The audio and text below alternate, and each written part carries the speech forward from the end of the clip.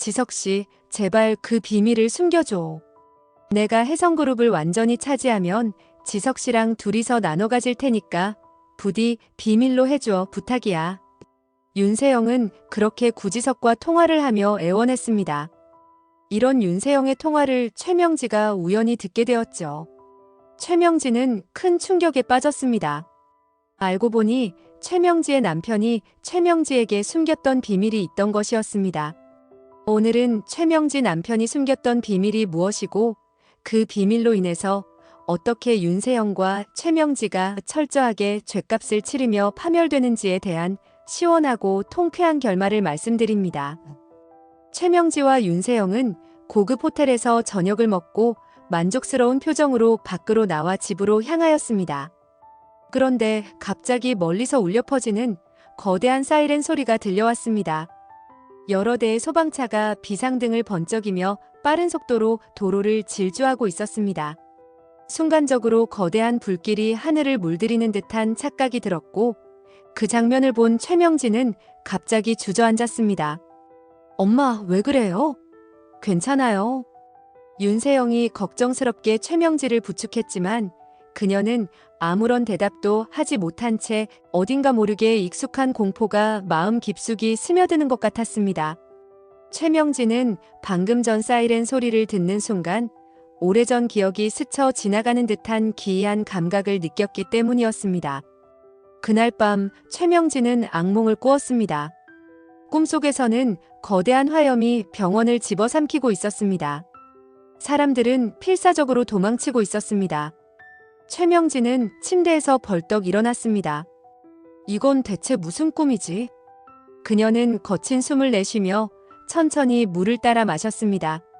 하지만 이상한 불길함이 가시지 않았습니다. 너무나도 현실적인 꿈이었고 무엇보다도 그 꿈속 장면이 왠지 모르게 익숙했습니다. 다음 날 윤세영이 퇴근하고 돌아오자 최명지는 아무렇지 않은 듯이 딸을 맞이했습니다. 세영아, 이제 너가 혜성그룹을 다 가지는 날이 얼마 남지 않았으니까 이제부터 건강관리에도 신경을 쓰렴. 최명지는 은근한 미소를 지으며 말했습니다. 윤세영은 자연스럽게 대화를 이어갔습니다. 엄마, 안 그래도 오늘 건강검진 결과가 나왔어요. 엄마가 한번 봐줄래요? 그래, 우리 세영이가 얼마나 건강한지 한번 보자. 최명지는 건강검진 결과지를 천천히 살펴보았습니다. 혈압도 정상, 혈당도 문제없고 전반적으로 건강한 상태였습니다. 그러나 그녀의 눈이 한 곳에서 멈춰 섰습니다. 어라? 그런데 어떻게 너 혈액형이 A형이지? 너희 아빠도 B형이고 나도 B형인데? 순간적인 침묵이 흘렀습니다. 윤세영은 살짝 당황한 기색을 보이며 웃어넘겼습니다. 에이, 엄마. 병원에서도 실수할 때가 있어요. 신경 쓰지 마세요. 그래, 실수일 수도 있겠지. 최명지는 그렇게 말을 했지만 뭔가 이상하다는 의심이 들었습니다. 한편 구지석은 누군가가 은총이와 구하나를 방해하고 있으며 그 사람이 바로 최명지라는 사실을 눈치챘습니다.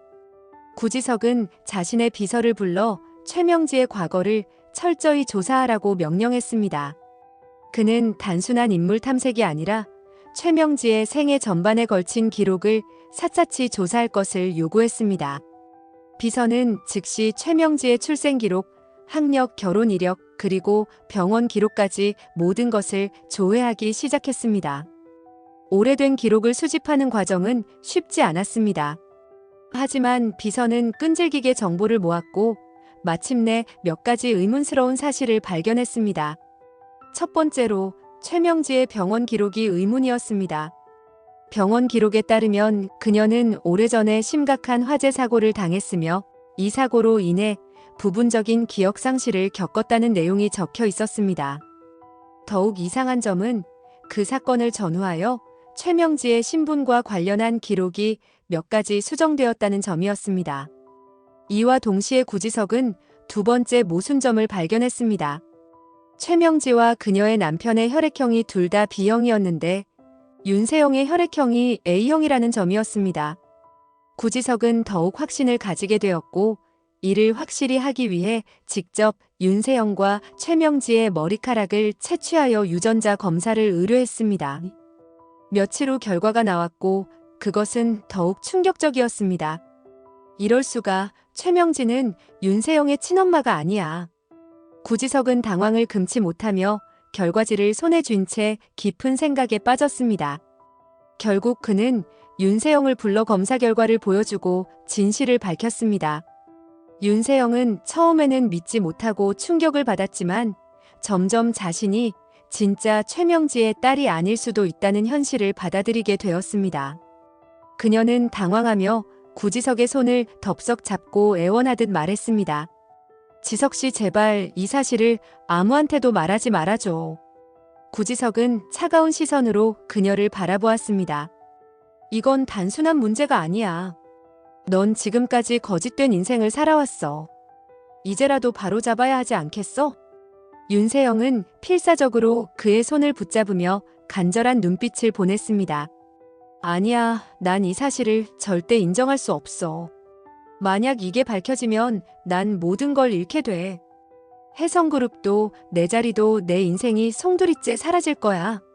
그러니 제발 지석 씨 부탁이야. 이 사실을 비밀로 해줘. 구지석은 깊은 한숨을 내쉬며 그녀를 노려보았습니다. 그녀의 절박한 목소리에는 두려움과 욕망이 뒤섞여 있었습니다. 그는 한동안 침묵을 지키다가 결국 조용히 입을 열었습니다. 당분간은 비밀로 해주겠어. 하지만 이게 계속 묻힐 거라 생각하지 마. 언젠가는 진실이 밝혀질 테니까. 윤세영은 그 말에 안도하는 듯 했지만 여전히 불안한 눈빛을 감추지 못했습니다. 그러나 그녀의 머릿속에서는 다른 계획이 떠오르고 있었습니다. 이대로 무너질 수는 없었습니다. 하지만 이런 윤세영과 구지석의 대화를 우연히 듣게 된 사람이 있었습니다. 바로 구하나였습니다.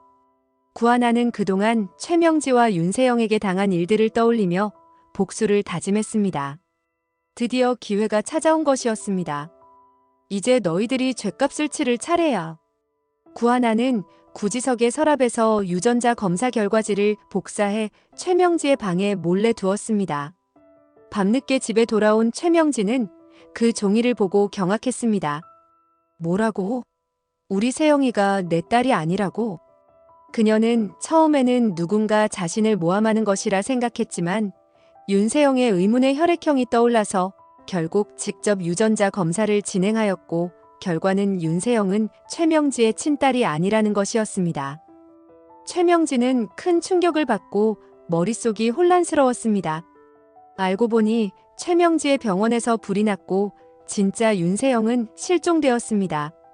그리고 최명지가 큰 충격으로 쓰러지자 최명지의 남편은 보육원에 있던 지금의 윤세영을 데려와서 진짜 윤세영을 찾았다며 최명지에게 알려준 것이었죠. 최명지는 이 사실을 모두 알게 되었고 그래도 그동안 윤세영을 딸처럼 키웠으니 앞으로도 윤세영에게 사랑을 베풀어야겠다고 다짐했습니다. 최명지는 늦은 밤 거실을 지나치다 우연히 윤세영의 방에서 새어나오는 희미한 목소리를 들었습니다. 윤세영은 낮은 목소리로 통화를 하고 있었습니다. 지석 씨, 내가 최명지의 딸이 아니라는 거 아무한테도 얘기 안 한 거 맞지? 내가 혜성그룹을 다 차지할 때까지만 제발 비밀로 해줘.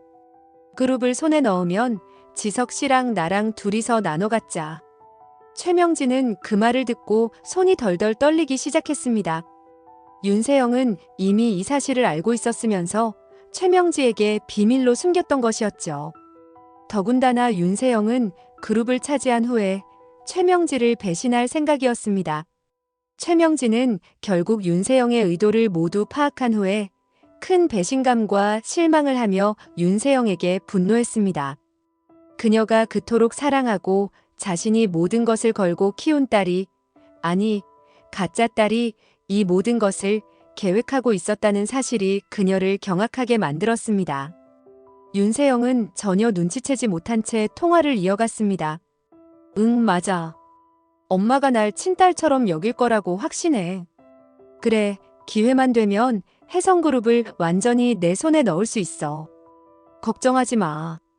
우리가 원하는 대로 될 거야. 그 순간 문이 거칠게 열렸습니다. 쾅! 윤세영은 화들짝 놀라며 몸을 돌렸고 문 앞에 서 있는 최명지를 보고 얼굴이 새하얗게 질렸습니다. 그녀의 손에 들린 휴대전화가 바닥으로 떨어지며 딸깍거리는 소리를 냈습니다. 최명지의 얼굴은 노여움과 배신감으로 가득 차 있었습니다. 그녀의 눈은 불타오르는 듯했고 숨소리는 격해졌습니다. 너 지금 무슨 말을 한 거야? 윤세영은 당황하며 얼버무렸습니다. 엄마, 이건 그냥 오해예요. 최명지는 서서히 방으로 들어섰습니다. 그녀의 발걸음 하나하나가 무겁고 위압적이었습니다. 오해라고? 너가 내 등을 쳐서 혜성그룹을 차지하려 한 게 오해라고? 내가 널 어떻게 키웠는데 넌 날 배신해? 윤세영은 눈물을 흘리며 최명지의 손을 붙잡으려 했습니다. 엄마, 제발. 내가 잘못했어요. 다시는 안 그럴게요. 제발 한 번만 용서해 주세요. 그러나 최명지는 단호했습니다. 그녀는 윤세영의 손을 거칠게 뿌리치며 말했습니다. 당장 이 집에서 나가. 너가 더 이상 내 딸이 아니라는 걸 스스로 증명했어. 너가 원하는 건 절대 얻지 못할 거야. 윤세영은 울면서 잘못했다고 했지만 최명지는 이미 윤세영에게 마음이 떠난 상태였죠. 윤세영은 한 푼도 못 받고 집에서 쫓겨나게 되었습니다. 윤세영은 혼자만 망할 수 없다는 생각으로 최명지가 유진이 사고의 진짜 범인이라는 증거를 공개했습니다. 결국 최명지와 윤세영은 법원에서도 계속 싸우다가 모든 증거들을 서로 폭로하고 남은 인생을 감옥에서 보내게 되었습니다. 구하나는 감옥에 간 그들을 보며 미소를 보이고 새로운 행복한 삶을 살게 되었습니다. 구하나의 통쾌한 복수를 바라신다면 구독과 좋아요를 부탁드립니다. 시청해주셔서 고맙습니다.